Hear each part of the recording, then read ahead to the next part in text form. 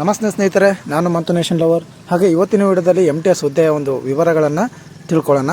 ಹಾಗೆ ಈ ಒಂದು MTSನ ಹುದ್ದೆಯ ಬಗ್ಗೆ ಪೂರ್ತಿ ಮಾಹಿತಿ ನನ್ನ ಒಂದು ಹಳೆ ವಿಡಿಯೋಗಳಲ್ಲಿ ಇದೆ, ಅದರಲ್ಲಿ ಹೋಗಿ ನೀವು ನೋಡ್ಬೋದು. ಈ ವಿಡಿಯೋದಲ್ಲಿ ಹೇಳಿದ್ರೆ ತುಂಬ ದೊಡ್ಡದಾಗುತ್ತೆ ಅನ್ನೋ ಕಾರಣದಿಂದಾಗಿ ಸಿಂಪಲ್ಲಾಗಿ ಎಷ್ಟು ಪೋಸ್ಟ್ ಇದೆ, ಏನೇನು ವೇಕೆನ್ಸಿ ಇದೆ, ಹಾಗೆ ಏನೇನು ಅಪ್ಲಿಕೇಶನ್ ಡಾಕ್ಯುಮೆಂಟ್ಗಳು ಬೇಕು ಅನ್ನೋದನ್ನಷ್ಟೇ ಸಿಂಪಲ್ಲಾಗಿ ಈ ವಿಡಿಯೋದಲ್ಲಿ ತಿಳಿಸ್ಕೊಡ್ತಾ ಇದ್ದೀನಿ. ಸೊ ಈಗ ನೋಡ್ತಾ ಇರ್ಬೋದು, MTS ನಲ್ಲಿ ಬಿಟ್ಟಿದ್ದಾರೆ. ಈಗ ಒಂದು ಹೊಸ ವೆಬ್ಸೈಟ್ ಮಾಡಿದ್ದಾರೆ ಅಪ್ಲಿಕೇಶನ್ ಹಾಕೋಕ್ಕೆ.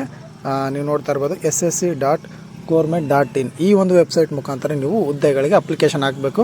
ನಿಮ್ಮ ಹಳೆ ID ರಿಜಿಸ್ಟರ್ಡ್ ಲಾಗಿನ್ಗಳಿಂದ ವರ್ಕ್ ಆಗೋಲ್ಲ. ಸೊ ಹಾಗಾಗಿ ಯಾರ್ಯಾರು ಅಪ್ಲಿಕೇಶನ್ ಹಾಕ್ತಿರೋ ಅವರು ಖಂಡಿತವಾಗಿ ಇದನ್ನ ಗಮನಿಸಿ ssc.government.in ಒಳಗಡೆ ಹೋಗಿ ಅಪ್ಲಿಕೇಶನ್ನ ಸಬ್ಮಿಟ್ ಮಾಡಿ. ಹಾಗೆ ಇದರ ಒಂದು ಹುದ್ದೆ ಒಂದು ಲಾಸ್ಟ್ ಡೇಟ್ ಅಥವಾ ಅಪ್ಲಿಕೇಶನ್ ಹಾಕೋಕ್ಕೆ ಏನೇನು ಅನ್ನೋದು ನೋಡೋದಾದರೆ, ಸೊ ನೋಡ್ತಾ ಇರ್ಬೋದು date of submission of online application ನಿಮಗೆ ಸೊ 27/6 ಅಂದರೆ ಜುಲೈಗೆ ಸ್ಟಾರ್ಟ್ ಆಗಿದೆ ಅಪ್ಲಿಕೇಶನ್ ಜೂನಲ್ಲಿ. ಈಗ ನಿಮಗೆ ಎಂಡ್ ಬಂದುಬಿಟ್ಟು ಇದೇ ಜುಲೈ 31ನೇ ತಾರೀಕಿಗೆ ನಿಮಗೆ ಈ ಒಂದು ಅಪ್ಲಿಕೇಶನ್ ಸೊ ಎಂಡ್ ಆಗುತ್ತೆ. ಯಾರ್ಯಾರು ಇನ್ನೂ ಹಾಕಿಲ್ಲ 31ನೇ ತಾರೀಕು ತನಕ ಸಮಯವಿದೆ, ಹೋಗ್ಬಿಟ್ಟು ಅಪ್ಲಿಕೇಶನ್ನ ಹಾಕಿ. ಸೊ ಇದಾದ ನಂತರ ಒಂದು ನೀವು ನೋಡೋದಾದರೆ ಒಂದು ಆನ್ಲೈನ್ ಪೇಮೆಂಟ್ ಬಂದುಬಿಟ್ಟು 1/8 ಅಂದರೆ ಆಗಸ್ಟ್ 1ನೇ ತಾರೀಕು ತನಕ ನಿಮಗೆ ಇರುತ್ತೆ. ಸೊ ನನ್ನ ಪ್ರಕಾರ ಮುಂಚೆನೇ ಹಾಕೋಕ್ಕೆ ಪ್ರಯತ್ನ ಮಾಡಿ.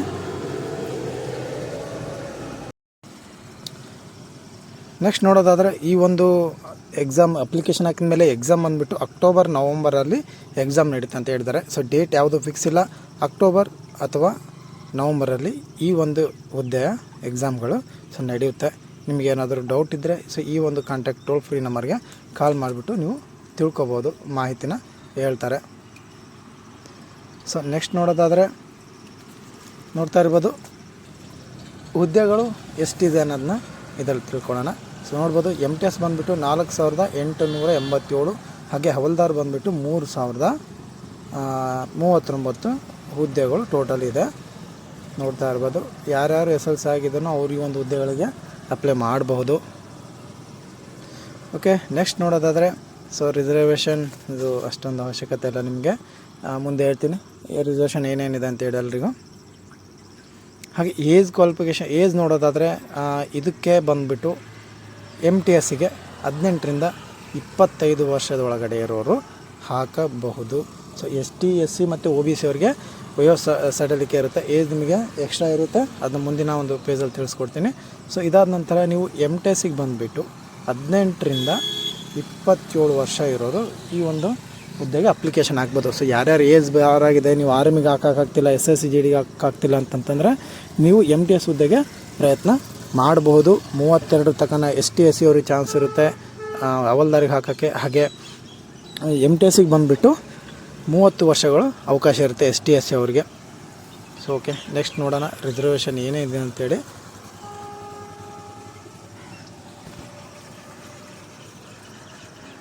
ಸೊ ನೋಡ್ತಾ ಇರ್ಬೋದು ಒಂದು ಏಜ್ನ ಸಡಲಿಕೆ ನೋಡೋದಾದರೆ ಇಲ್ಲಿ ಕೊಟ್ಟಿದ್ದಾರೆ ST SC ಅವರಿಗೆ ಸೊ 5 ವರ್ಷ, OBC ಅವರಿಗೆ 3 ವರ್ಷ ಇದೆ ಅಂತಂತಂದರೆ ಈಗ ನೋಡಿ MTSಗೆ 27 ವರ್ಷ ಲಿಮಿಟ್ ಇದೆ. ಸೊ ಇದಕ್ಕೆ ಪ್ಲಸ್ 5 ಹಾಕಿದರೆ ನೀವು 32 ವರ್ಷ, ಯಾರ್ಯಾರು ST SC ಅವರು 32 ವರ್ಷ ಕಾಲ ಏಜ್ ಇದೆಯೋ ವಯಸ್ಸಿದೆಯೋ ಅವ್ರು ಈ ಹುದ್ದೆಗೆ ಹಾಕ್ಬೋದು. ಹಾಗೆ OBC ಅವರು 27, ಹಾಗೆ ಅವ್ರಿಗೆ 3 ವರ್ಷ ಸಡಿಲಿಕ್ಕೆ ಅಂತಂದರೆ 30 ವರ್ಷ OBC ಅವರು ಈ ಹುದ್ದೆಗೆ ಅಪ್ಲಿಕೇಶನ್ನ ಹಾಕಬಹುದು. ಅದಾದ ನಂತರ MTSಗೆ ನೋಡೋದಾದರೆ ಸೊ MTSಗೆ 25 ವರ್ಷ ಕಾಲಾವಕಾಶ ಇದೆ. ಹಾಗೆ ST ಅವರು ಪ್ಲಸ್ 5 ಆಗುತ್ತೆ, ಟೋಟಲ್ 30 ವರ್ಷದವರು ಆಗ್ಬೋದು ST. ಹಾಗೆ OBC ನೋಡೋದಾದರೆ OBC ಪ್ಲಸ್ 3 ವರ್ಷ ಅಂತಂತಂದರೆ ನೀವು 27 ವರ್ಷದೊಳಗಡೆ ಇರೋದು ಕೂಡ MTSಗೆ ಪ್ರಯತ್ನ ಮಾಡ್ಬೋದು.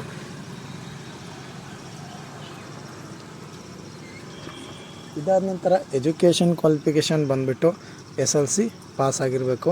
ಹಾಗೆ ರೆಕಗ್ನೈಸ್ಡ್ ಬೋರ್ಡಿಂದ ಅಂತಂತಂದರೆ ನಮ್ಮ ಬಂದುಬಿಟ್ಟು ಸ್ಟೇಟ್ ಬೋರ್ಡಿಂದ ನೀವು ಪಾಸ್ ಆಗಿರಬೇಕು.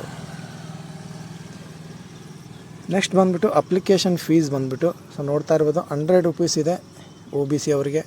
ಹಾಗೆ ST SC ಹಾಗೆ ಫೀಮೇಲ್ ಕ್ಯಾಂಡಿಡೇಟ್ ಅವರಿಗೆ ಯಾವುದೇ ರೀತಿಯ ಅಮೌಂಟ್ ಇರೋದಿಲ್ಲ. ಸೊ ನಿಮಗೆ ಫ್ರೀಯಾಗಿ ಅಪ್ಲಿಕೇಶನ್ ಹಾಕ್ಬೋದು.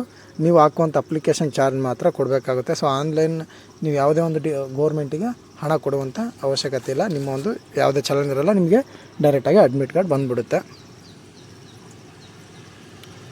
ಸೊ ನೆಕ್ಸ್ಟ್ ನೋಡೋದಾದರೆ ಎಕ್ಸಾಮ್ ಸೆಂಟರ್ಗಳು ಎಲ್ಲೆಲ್ಲಿದೆ ಅಂತ. ಸೊ ನೀವು ಅಪ್ಲಿಕೇಶನ್ ಹಾಕುವಾಗ ಗಮನ ಕೊಟ್ಟು ಹಾಕಿ, ನಿಮಗೆ ಚಾಯ್ಸ್ ಇರುತ್ತೆ.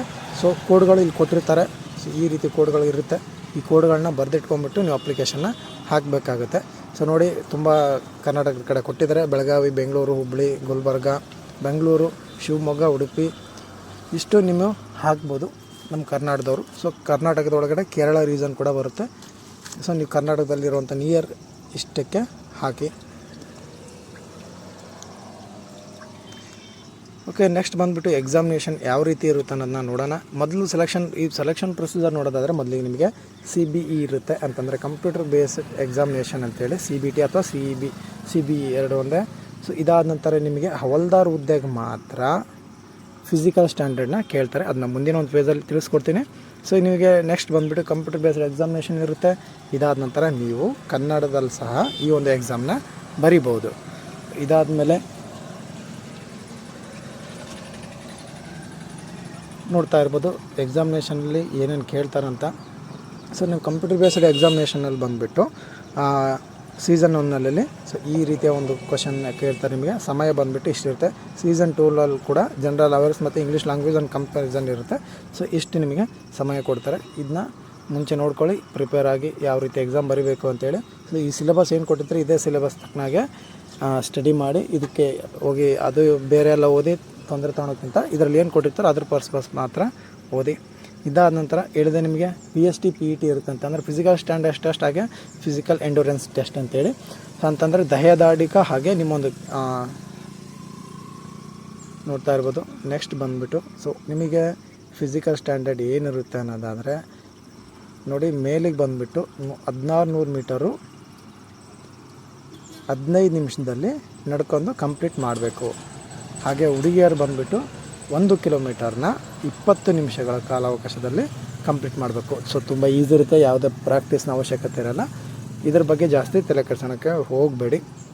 ನೆಕ್ಸ್ಟು ಹೈಟಿನ ನೋಡೋದಾದರೆ so PST physical standard test ಅಂತಂದರೆ ದೇಹದಾರ್ಢ್ಯ ಎಕ್ಸಾಮ್ ಇದ್ರ ಬಗ್ಗೆ. ಸೊ ಹೈಟ್ ಬಂದುಬಿಟ್ಟು ಬಾಯ್ಸಿಗೆ ಬಂದುಬಿಟ್ಟು 157 ಸೆಂಟಿಮೀಟರ್ ಇರುತ್ತೆ. ಹಾಗೆ ಚೆಸ್ಟ್ ಬಂದುಬಿಟ್ಟು 81 ಸೆಂಟಿಮೀಟರ್ ಇರುತ್ತೆ. ಅಂದರೆ ನೀವು ಫುಲ್ಫಿಲ್ ಮಾಡಿದಾಗ ಎಕ್ಸ್ಪ್ಯಾಂಡೆಡ್ ಮಾಡಿದಾಗ 81 ಸೆಂಟಿಮೀಟರ್ ನಿಮ್ಮ ಒಂದು ಇದೆ ಬರಬೇಕು. ಹಾಗೆ ಫೀಮೇಲಿಗೆ ನೋಡೋದಾದರೆ 152 ಸೆಂಟಿಮೀಟರ್ ಹೈಟ್ನ ಕೇಳಿರ್ತಾರೆ. ಆಲ್ಮೋಸ್ಟ್ ಎಲ್ಲರೂ ಹೈಟ್ ಎಲಿಜಿಬಲ್ ಇರ್ತಾರೆ. ಹೈಟ್ ಬಗ್ಗೆನೂ ತಲೆ ಕೆಡಿಸೋವಂಥ ಅವಶ್ಯಕತೆ ಇಲ್ಲ. ಹಾಗೆ ನೆಕ್ಸ್ಟ್ ಬಂದುಬಿಟ್ಟು ಡಾಕ್ಯುಮೆಂಟೇಷನ್ ಏನೇನು ಇರಬೇಕು ನಿಮ್ಮ ಹತ್ರ ಅಂತಂದರೆ ಸೊ ಇಷ್ಟು ಡಾಕ್ಯುಮೆಂಟ್ಗಳಲ್ಲಿ ರೆಡಿ ಮಾಡಿಸಿರಿ. ನೀವು ಯಾವ್ಯಾವುದಕ್ಕೆ ಅಪ್ಲಿಕೇಶನ್ ಹಾಕ್ತಿರೋ ಅದ್ರ ಪರ್ಪಸ್ ಇರಬೇಕಾಗತ್ತೆ. ನಾರ್ಮಲಾಗಿ Aadhaar card, voter I D, PAN card compulsory ಇವುಗಳನ್ನಾದರೂ ಮಾಡಿಸಿ ಇಟ್ಕೊಂಡಿರಿ. ಇಲ್ಲಿ ನೋಡ್ತಾ ಇರ್ಬೋದು ವೇಕೆನ್ಸಿ ಒಂದು ಲೀಸ್ಟ್ ಕೊಟ್ಟಿದ್ದಾರೆ. ಈ ಒಂದು ಬೇಸ್ ಮೇಲೆ ನೀವು ಅಪ್ಲಿಕೇಶನ್ನ ಹಾಕ್ಬೋದು. ನಮ್ಮ ಕರ್ನಾಟಕ ಇಲ್ಲಿ ಬಂದುಬಿಟ್ಟು ಬೆಂಗಳೂರು ಇಲ್ಲಿದೆ ನೋಡಿ. ಸೊ ಇಷ್ಟು ಅಪ್ಲಿಕೇಶನ್ಗಳು ಇವೆ. ಇದನ್ನ ಸ್ವಲ್ಪ ಅಬ್ಸರ್ವ್ ಮಾಡಿಬಿಟ್ಟು ನೀವು ಕೋಡ್ ಮುಖಾಂತರ ಅಪ್ಲಿಕೇಶನ್ನ ಹಾಕಿ. ಓಕೆ, ಈ ಒಂದು ನೋಟಿಫಿಕೇಷನ್ ಒಂದು ಚಿಕ್ಕದಾದ ಮಾಹಿತಿ ಇಷ್ಟಿತ್ತು. ಒಂದು 81 ಪೇಜ್ಗಳಿದೆ. ಅದರಲ್ಲಿ ನಮಗೆ ಬೇಕಾದ ಮಾತ್ರ ನಾನು ಸ್ಕ್ರೀನ್ಶಾಟ್ ತೆಗೆದು ವಿವರಿಸಿದ್ದೇನೆ. ಜೈ ಹಿಂದ್.